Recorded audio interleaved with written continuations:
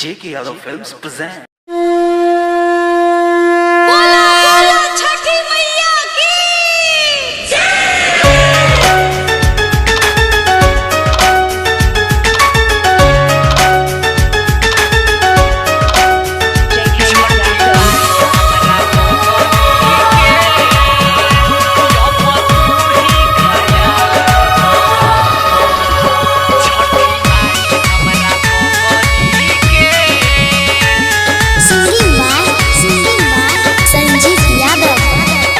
छठी माई हमरा पगली के अब तू ही ख्याल रखी हो।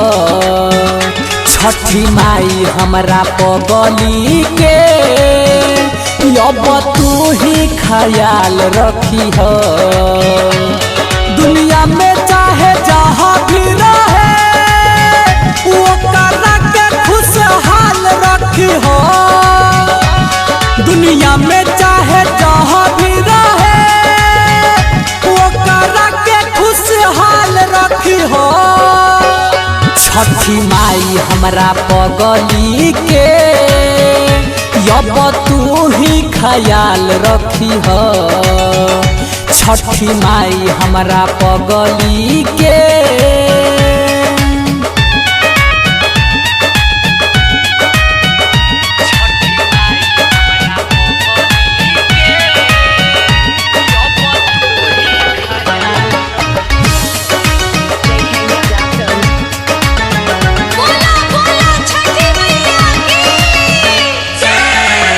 ओकरा बिना माई लागो दुनिया बीरान। समझ पैल कई न जानू प्यार के पहचान। ए माई तू ही कुछ कर नहीं रह कसूर तैयो चल गेलै दूर। समझ पैल कई न हमर मजबूरी। हम काटी चाहे दुखबा हजार ओकरा के नहीं फर्क पड़े। हम काटी चाहे दुखबा हजार खुश होके हर साल रखी हो।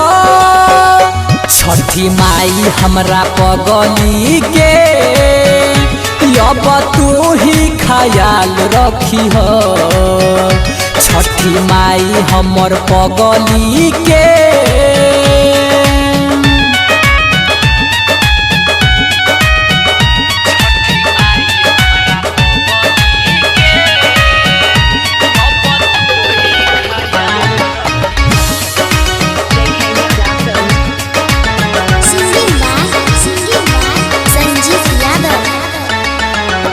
लागोई दुनिया अन्हार जो सभी रहिन के मार तबो जी लेब अकेला माई।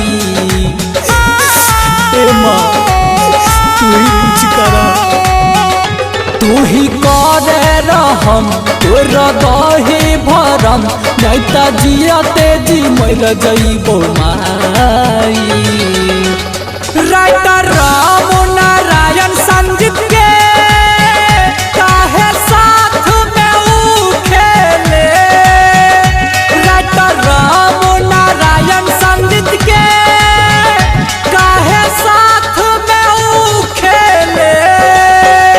छठी माई हमर पगली के अब तू ही ख्याल रखी है। छठी माई हमर पगली के J.K. Yadav Films